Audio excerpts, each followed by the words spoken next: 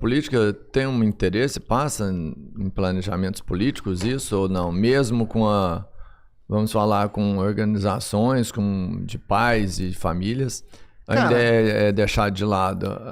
Cada vez mais... Às vezes até mais bobos, assim, sem finalidade real. É assim, cada vez mais o autismo tem entrado em pauta, porque são muitas pessoas diagnosticadas, isso quer dizer muitos votos. Isso quer dizer também que nós temos muitas famílias organizadas, agora muitas associações. Cara, é difícil uma cidade que não tem associação de autismo, mesmo cidade pequena.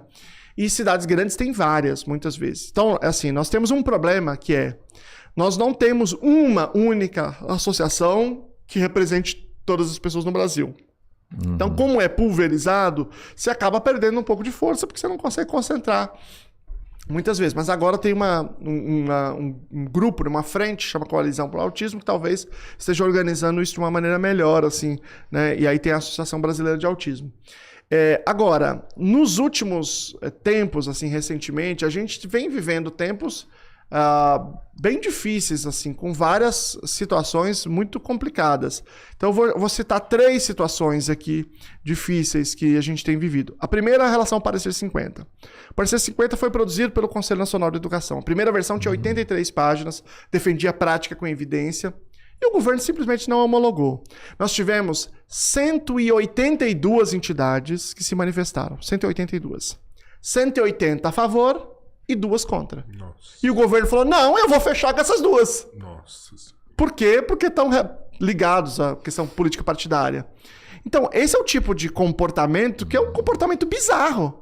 Né? E era assim, a gente tava falando para ser prática com evidência. Ninguém tá dizendo, se fosse um negócio de picaretagem, você tava propondo... Pseudociência, né? Ou uma coisa que tivesse gasto. Não, era dizer assim, ó, tem que basear em evidência, tem que ter PEI. E aí o governo se comportou dessa forma. Quem fez a campanha contra o parecer foi o governo federal.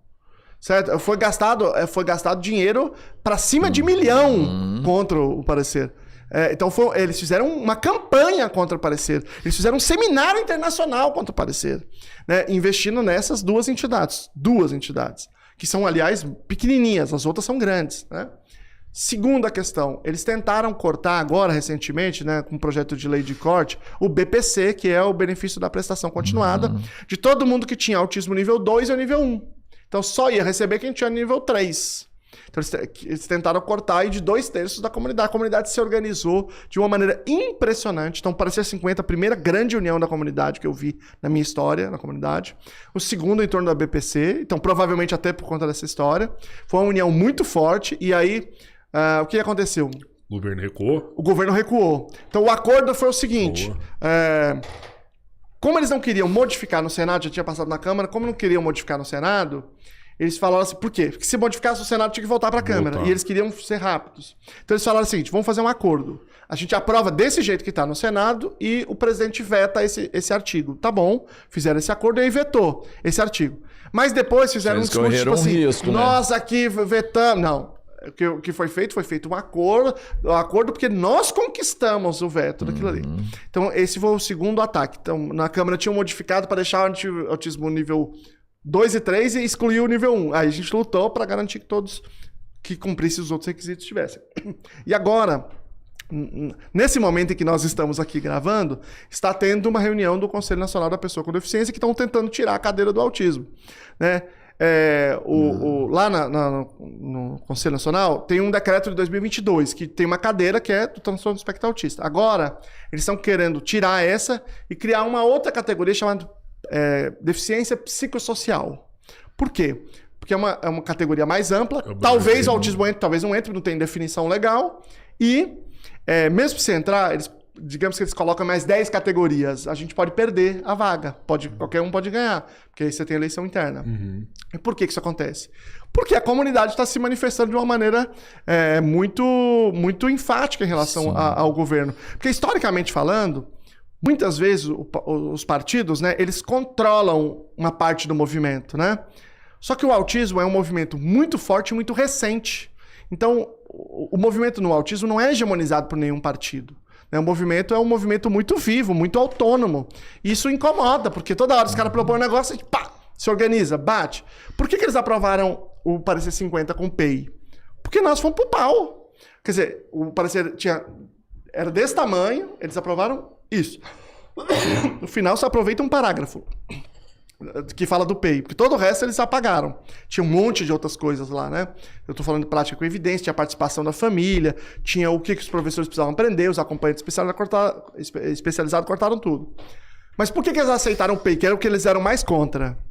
Porque a comunidade se manifestou. Então, a ideia é tirar a cadeira. Então, veja, 3 ataques seguidos, assim, que a comunidade tem se manifestado de uma maneira bem incisiva. Pô, então é importante cada vez mais essa comunidade crescer, né, cara? Provavelmente tem muitas pessoas aí que nem tem conhecimento dela, né? Sem dúvida, muita gente que... Por exemplo, gente que estava ameaçado com o BPC agora que não participa, não está participando, não entende. Como que a pessoa pode se ingressar numa comunidade dessa? A questão é procurar uma associação e se afiliar a ela.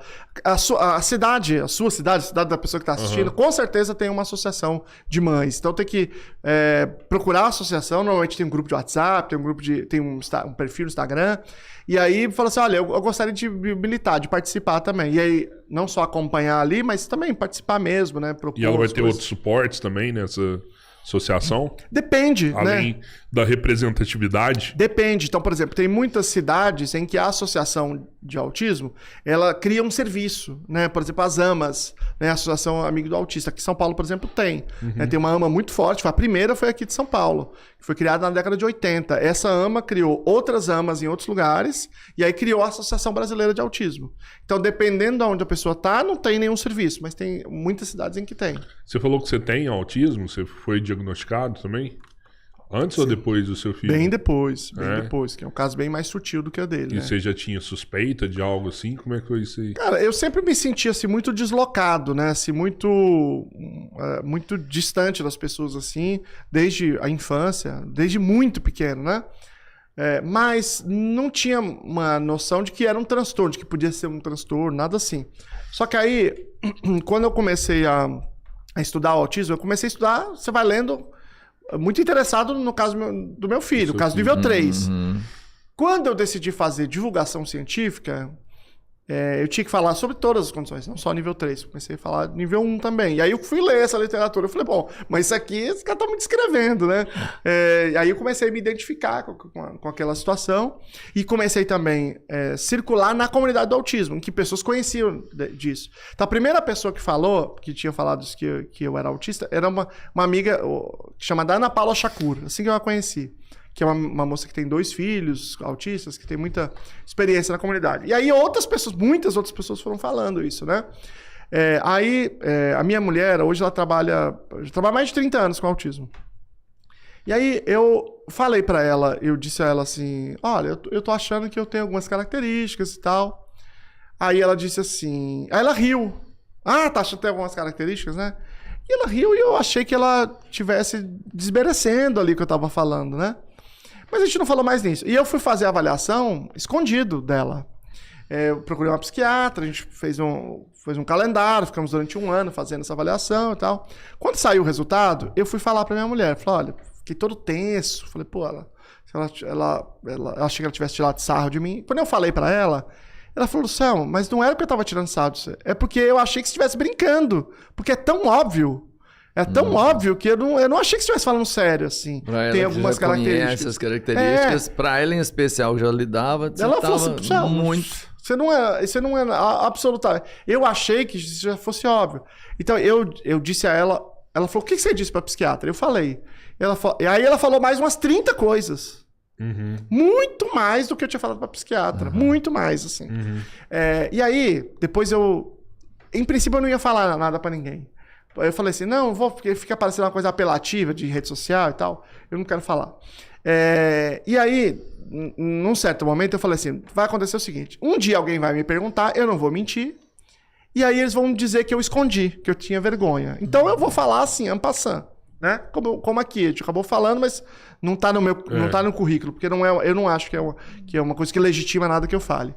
E aí, mas enfim, aí eu peguei e falei em algum momento, durante um vídeo, né? E aí várias pessoas que me conheciam, que era da comunidade, falaram, Selma, eu tinha certeza que você já tinha um diagnóstico, eu não sabia que você tirou agora, pra mim você sempre teve. né?